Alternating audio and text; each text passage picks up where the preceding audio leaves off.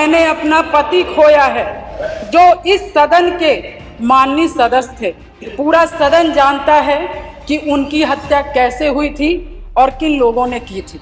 मैं धन्यवाद देना चाहती हूँ माननीय मुख्यमंत्री जी को, मेरे पति के हत्यारे अतीक अहमद को माननीय मुख्यमंत्री जी ने मिट्टी में मिलाने का काम किया। हमारे भाई की तरफ, हमारी महिलाओं की तरफ, हमारी बहनों की तरफ बुरी नजर से उठा के देखने का काम करेगा तो उस हर अपराधी को मिट्टी में मिलाने का काम किया जाए। पूजा पॉल पहले अपने परिवार और अपनी सुरक्षा की बात करती थी।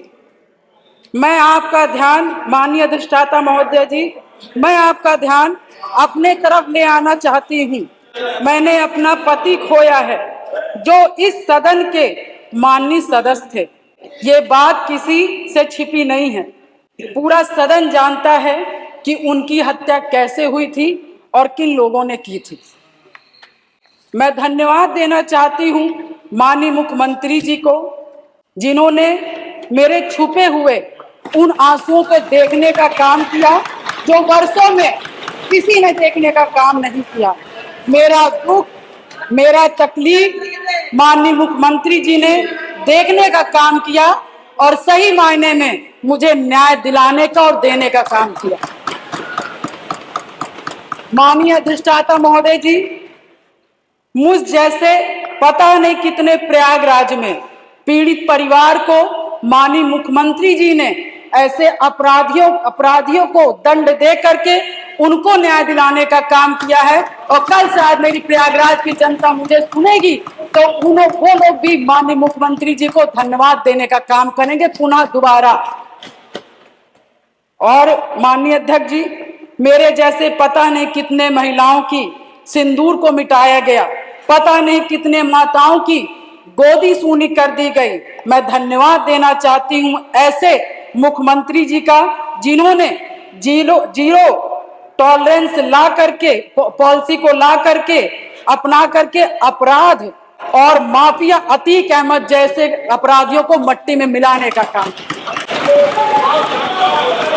आज प्रयागराज, अधिष्ठाता महोदय जी, आज प्रयागराज ही नहीं अपितु पूरा उत्तर प्रदेश की जनता आज माननीय मुख्यमंत्री जी के तरफ विश्वास की नजर से देखता है कि कोई भी प्रदेश का कोई भी माफिया या भू माफिया हमारे भाई की तरफ, हमारी महिलाओं की तरफ, हमारी बहनों की तरफ बुरी नजर से उठा के देखने का काम करेगा तो उस हर अपराधी को मिट्टी में मिलाने का काम किया जाए।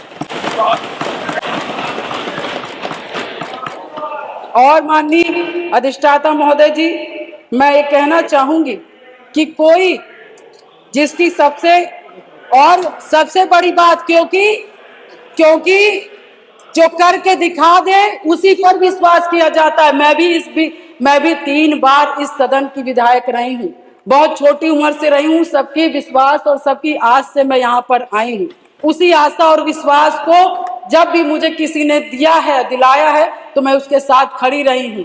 मैं कहना चाहूंगी कि इसकी सबसे बड़ी नजीर प्रयागराज में आपने हत्याकांड में देखा होगा, जिस तरह से जिसमें मेरे पति की हत्या हुई थी और जिस घटना को पूरा प्रदेश जानता है। मैं माननीय मुख्यमंत्री जी के आने के बाद मुझे न्याय मिला। मेरे पति के हत्यारे अतीक अहमद को माननीय मुख्यमंत्री जी ने मिट्टी में मिलाने का काम किया। मैं उनके इस जीरो टॉलरेंस की पॉलिसी का समर्थन करती हूँ और मुझे लगता है कि इस बात को मैं नहीं कहना चाहती थी, क्योंकि मैंने आज तक चाहे सदन हो, चाहे सड़क हो और चाहे मेरा घर हो, चाहे परिवार हो, मैं विधायक बनी मगर मैंने बहुत ही शालीनता से अपना परिवार, अपना समाज और सदन की मैंने हमेशा गरिमा बनाए रखी। मैंने कभी भी किसी का अपमान नहीं किया। मगर मैं विधायक से पहले मैं 9 दिन की ब्याहता थी। मेरी माँ 9 दिन की शादी हुई थी और मैं वहाँ उस ससुराल में मैं विधायक बनने नहीं गई थी। मैं सिर्फ उस घर का रोटी बनाने के लिए गई थी, अपना परिवार बसाने गई थी। मैं विधायक नहीं बनने गई थी।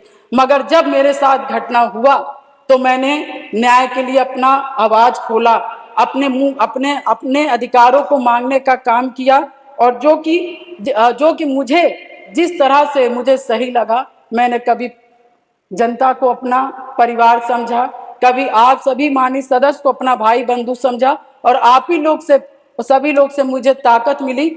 और मुझे लगता है कि प्रयागराज में जो कोई नहीं सोचता था, मैं मिसाल हूं उन सभी लोगों का, जो कि मैं बहुत गरीब परिवार से, दोनों ससुराल और मैके दोनों परिवार से, बहुत गरीब परिवार से आती हूँ।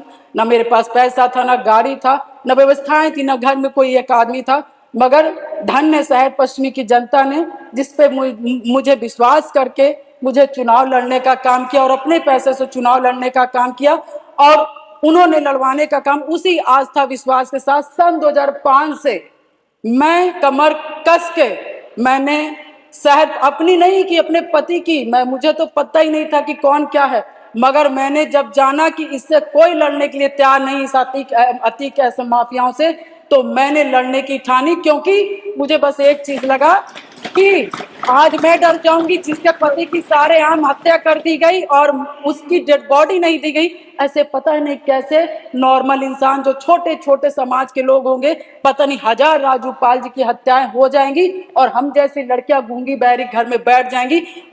अधिष्ठाता महोदय, मैंने उनकी आवाज मैं सुन करके, और मैं अपने लिए लड़ाई नहीं की, पूरे शहर पश्चिमी और पूरे प्रयागराज और पूरे उत्तर प्रदेश की जनता के लिए लड़ने का काम की। और शायद मेरे आराध्य शिव जी को तरस आया होगा, जिन्होंने माननीय सदस्य की सरकार समाप्त कर लेगा। और हमारे जो सबको बोलना है जी को मानने वाले हैं, भगवान जी हनुमान जी को मानने वाले हैं, ऐसे मुखिया उत्तर प्रदेश के सरकार के मुख्यमंत्री बने। और शायद मेरी दम घुट रही थी, और शायद मुझे दिक्कत हो रही थी, और शायद मैं लड़ते लड़ते कहीं ना कहीं अंदर से टूट रही थी, शरीर कमजोर हो रही थी, परेशान हो रही थी।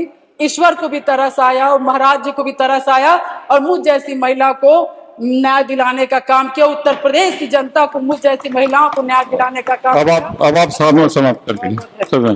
धन्यवाद।